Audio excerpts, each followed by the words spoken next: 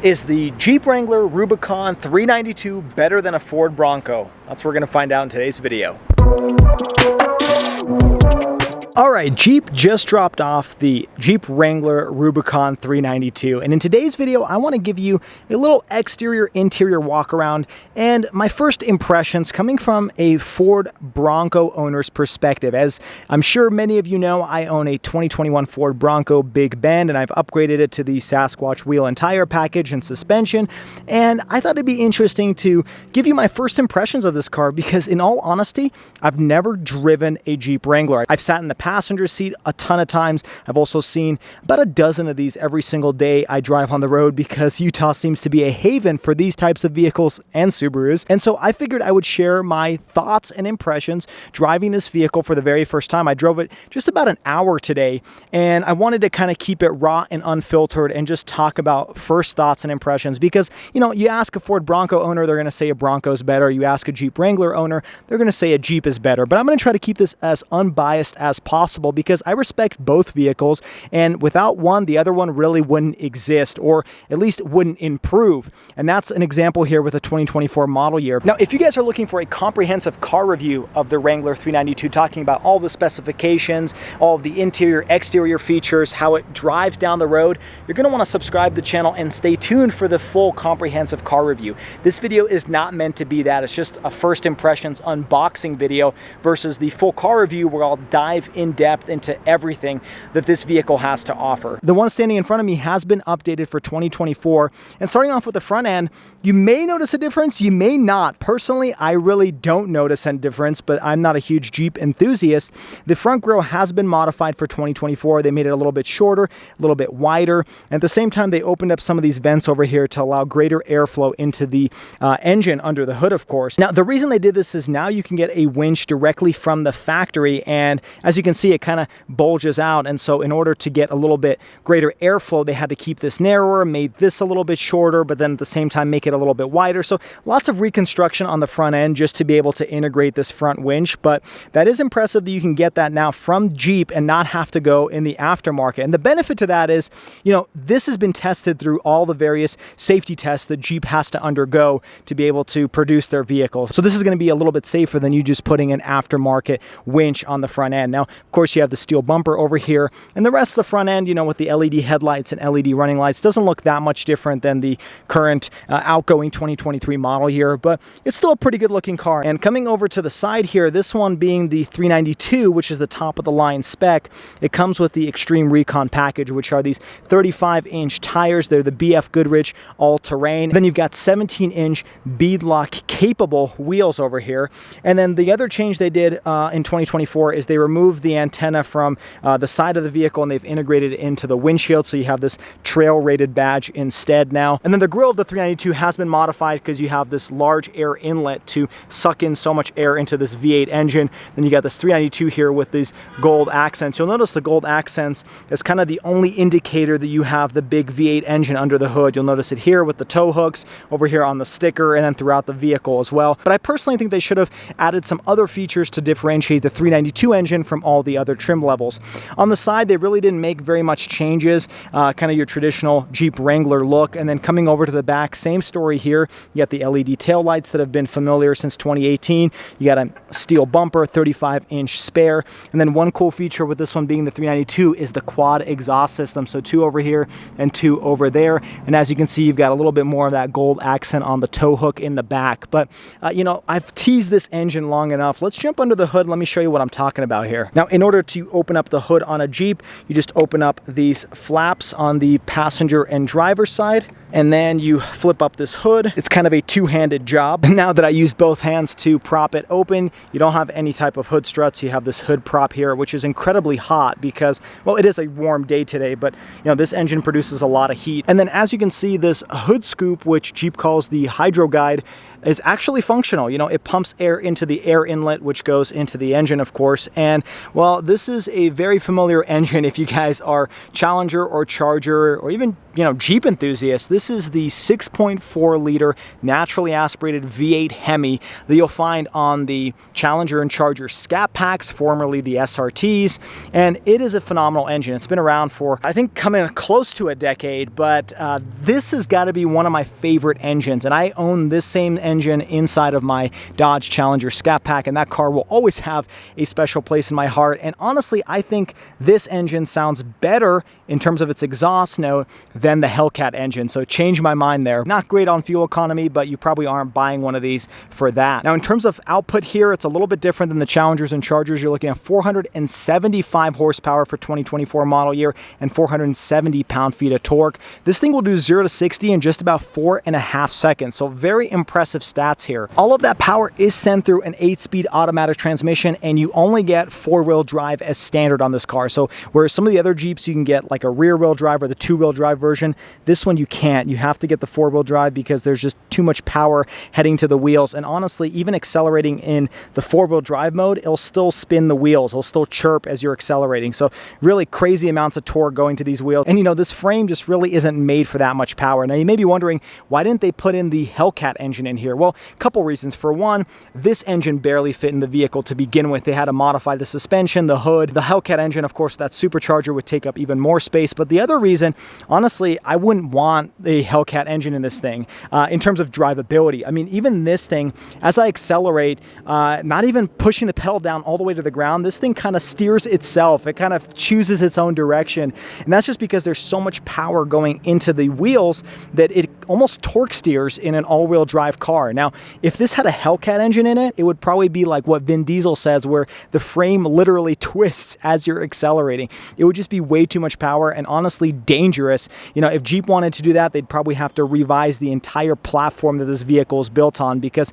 it's just not built for a 6.2 liter supercharged V8. But let's talk about the interior now, because that's where most of the updates for 2024 happened. All right, jumping inside, first thing I will notice is the sound of this door as it closes.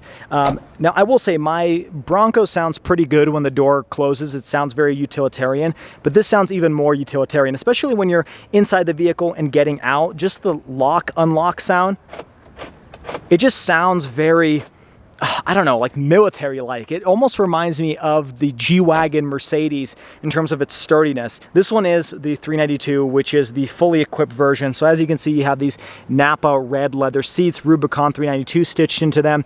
And a first for 2024, you've got power seats now as standard on the 392. It's optional on the other trim levels, and you have lumbar support. So that was something I think that the Ford Bronco kind of forced this vehicle to do to be able to compete. Now, starting off with the door panel, it surprised me that this is all soft touch material here. It's injection molded plastic, but it's soft touch. Of course, I showed off the door handle. You got your mirror controls, lock and unlock.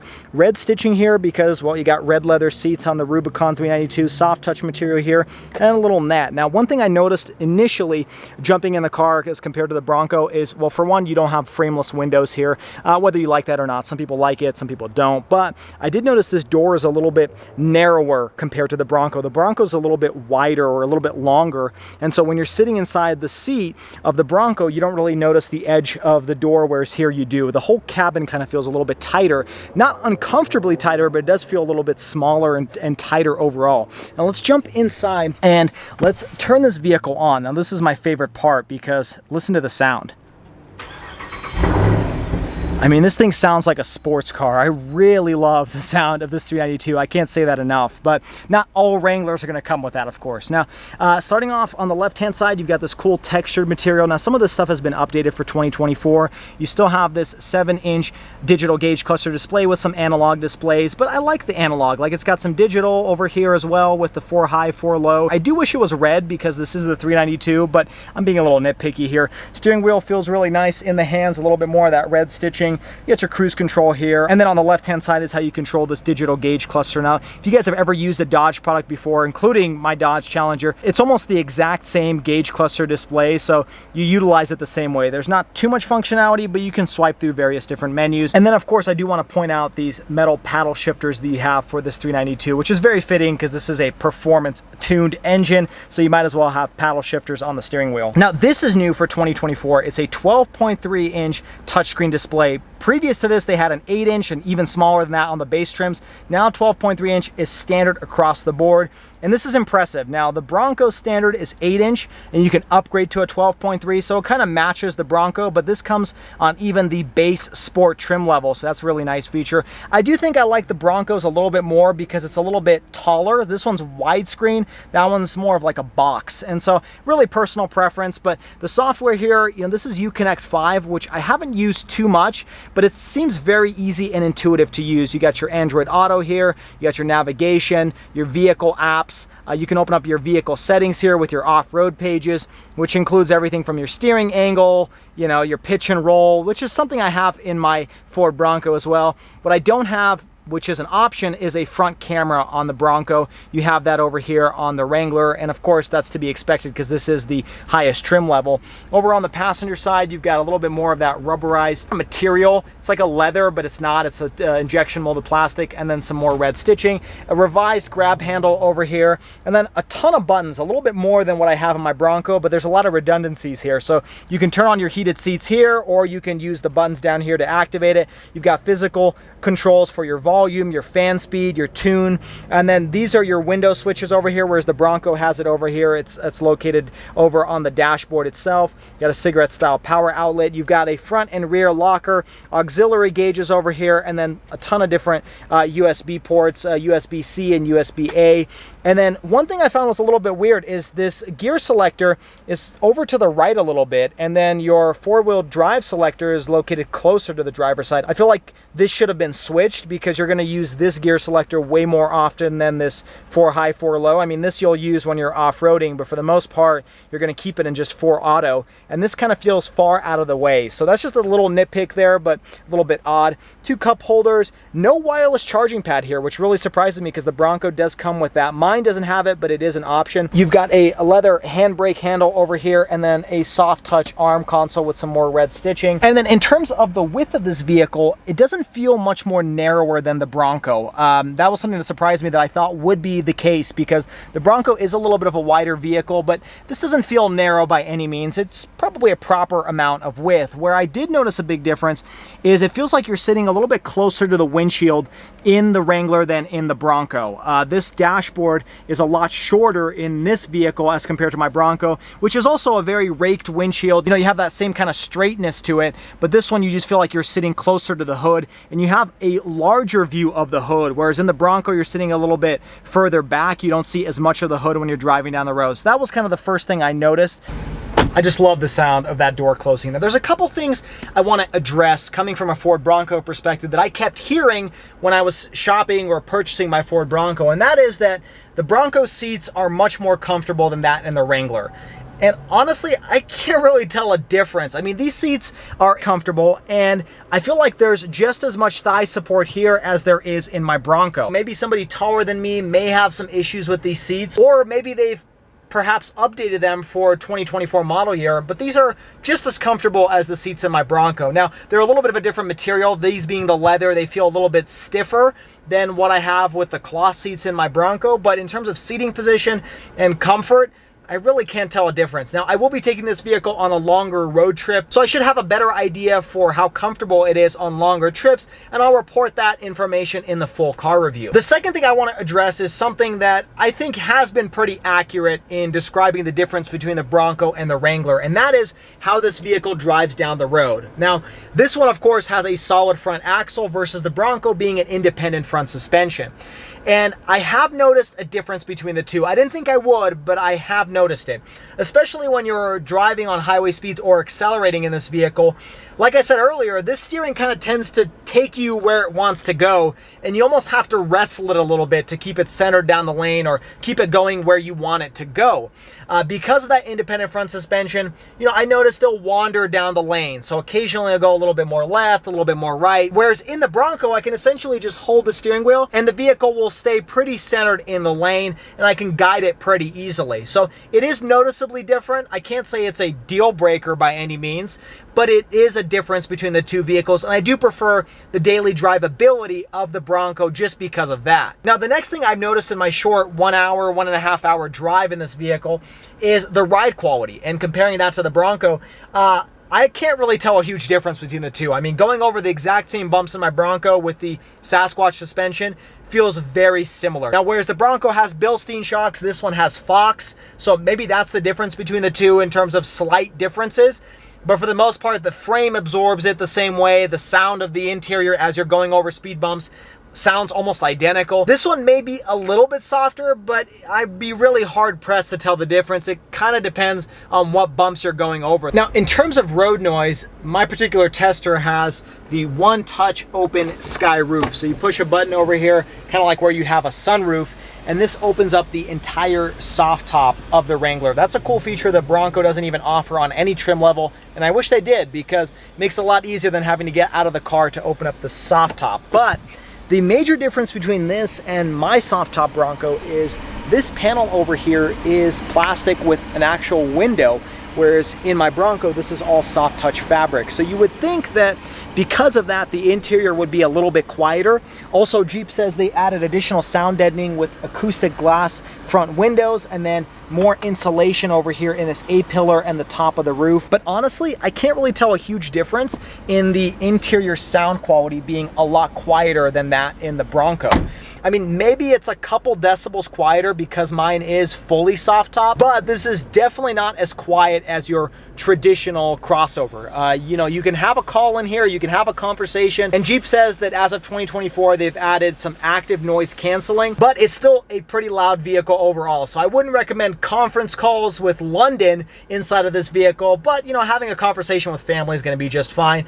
And they really have come a long way from like the mid 2000s Wranglers. My wife used to have a 2005 Jeep Wrangler with a soft top, and it was much louder inside the cabin than this. This is manageable, but it's not much more quieter than the Bronco. It's pretty comparable. All right, now let's jump into the back and show off the rear seats. Now, I do like this is also soft touch material over here, but given the price point, you would expect it. Again, the door is kind of narrow, and then I've noticed that the entry into the second row is also pretty narrow. It's narrower than what I have in the Bronco. Now, of course, my Bronco also has side steps. This one doesn't. It has these rock rails because this is the Rubicon version, but that's something you can always add in the future. I do like that these have the red seats, and then you've got these fold down headrests, which is exactly the same as my Bronco. Now, jumping inside, step-in height is pretty similar. What I will say is legroom is also very similar, but it feels like my knees are a little bit closer to my chest than that in the Bronco. The Bronco felt like it was a little bit more like a conventional crossover versus this one being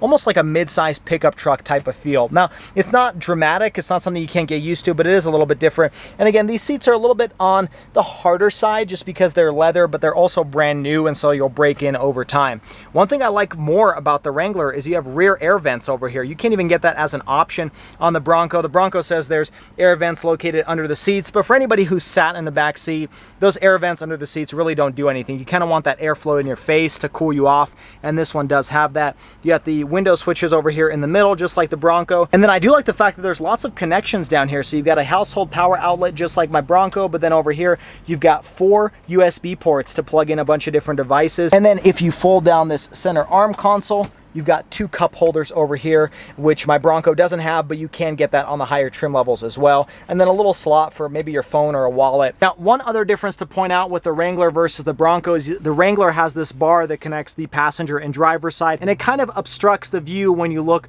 outside the vehicle when the roof is open. That is one thing I do prefer with the Bronco compared to this vehicle, because the Bronco's pillar is located behind the second row seats where your speakers are located, and so it kind of is out of the way. So if you're sitting in the second row of the Bronco, you have an open air feel to it. Now, I will say the speaker will probably sound a little bit better when it's over you than it is behind you, but I think that's a sacrifice I'm willing to take with the Bronco. Now, jumping into the trunk, kind of a similar opening mechanism, although the door feels lighter here in the Wrangler than it is the Bronco. The Bronco almost has this strut that kind of pushes back on you, and this one, even though it's a 35-inch tire, isn't that bad. Now, mine's a soft top, so it doesn't have this glass opening, but you open it up, and then the trunk in the Bronco is bigger. Not only is it wider, it also feels like it's a little bit higher up, and then you've got generally more space back here. Now, you have this bag over here where you can hide some of these panels, similar to what you can do with the Bronco, where you can take the doors off and put them in here. Now you can't fit the doors in the back seats, but you can fit these panels. So if you want to have that open air feeling, you can do that without having to leave them at home. And then underneath here, just a small compartment. This is what operates your Warren winch if you need it. And then I do like, you know, Wranglers have had this for a while, these door hinge slots, where if you're taking the doors off, you can put the bolts in here so you never lose them. That's a nice touch over there.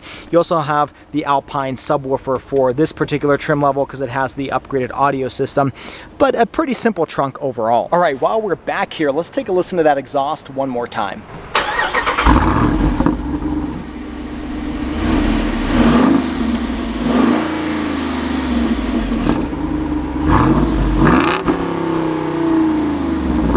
Man, that does sound good. Now, in order to get the best sound, you need to push this one button over here on the dashboard. It's located right underneath the heated seats button. And by pushing this button, it will open up the baffles and the vehicle will sound so much better. Those cold starts, those accelerations on the freeway, they sound amazing with the 392 under the hood. All right, now the last thing I want to discuss on this vehicle is the pricing. And boy, is it expensive, but you do get a lot of bang for your buck. But man, it is a hard pill to swallow.